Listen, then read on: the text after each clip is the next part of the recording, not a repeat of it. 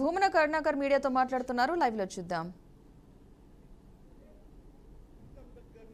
తీసుకున్నటువంటి ఆ ల్యాండ్ ఖరీదు ప్రభుత్వ లెక్కల ప్రకారము 18 కోట్లు.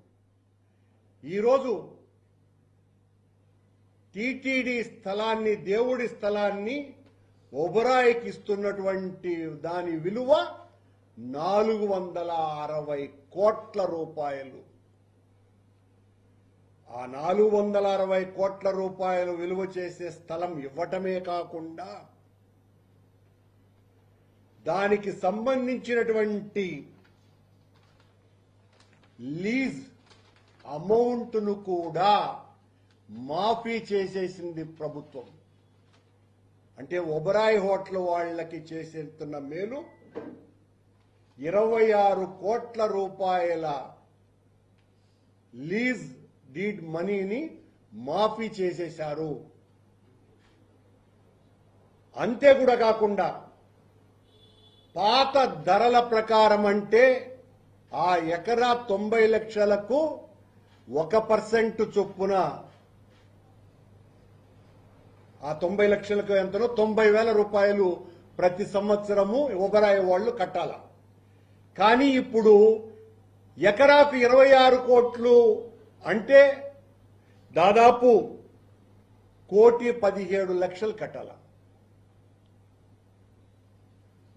కానీ పాత ఏదైతే ఉన్నదో ఆ 90 లక్షల ఖరీదుకు ఎంత ఇస్తారో అంతే ఇవ్వమని ప్రభుత్వం ఆదేశించింది.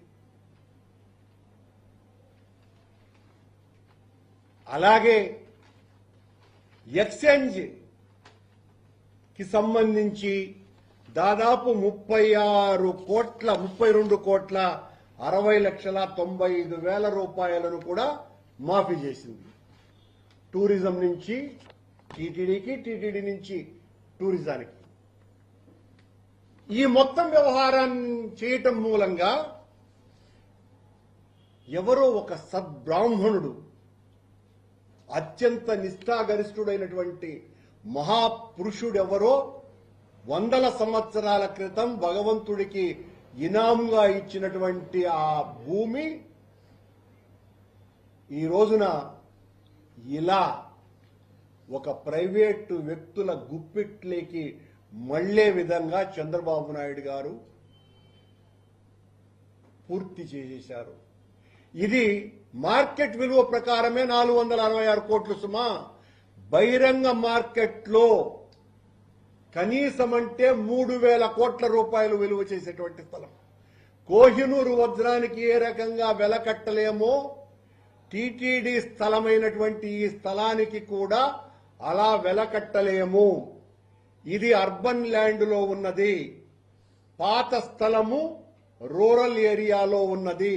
దాని రిజిస్ట్రేషన్ వాల్యూకి, దాని మార్కెట్ బహిరంగ మార్కెట్ విలువకి, దీని మార్కెట్ విలువకి హస్తిమ శకాంతపు తేడా ఉన్నది. ఎంత ఆశ్చర్యం అంటే చంద్రబాబు నాయుడు గారు సాక్షాత్తు వెంకటేశ్వర స్వామి పేరు చెప్తూ టీటీడీకి ఎసరు పెట్టేశాడు. 3,000 కోట్ల రూపాయలు విలువ చేసేటువంటి స్థలాన్ని అప్పనంగా ఆ ఒబరాయ్ హోటల్ వాళ్ళు ముంతాజ్ హోటల్స్ అనే పేరును మార్చినారు. సర్వా అనే పేరు మార్చినారు. అంటే శంకరయ్య సులేమాన్గా మారినట్టుగా వాళ్ళు ముంతాజ్ హోటల్కు ఇంకొక పేరు పెట్టారు. పెట్టమని చంద్రబాబు నాయుడు గారు చెప్పుంటారు. వాళ్ళ పేరు అది పెట్టిన తర్వాత ఈ తతంగమంతా నడిపించి 13వ తారీఖున రిజిస్ట్రేషన్ చేస్తే ఇప్పటి వరకు రిజిస్ట్రేషన్ ఆఫీసులో ఈసీలో కనపడటమే లేదు. 5వ తారీఖున రిజిస్టర్ చేశారు. 13న జీవో వచ్చింది, 5న రిజిస్టర్ చేశారంట.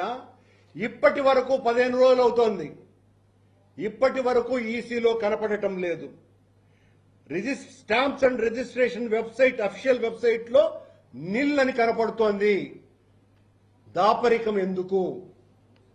దాచాల్సినటువంటి అవసరం ఏమున్నది?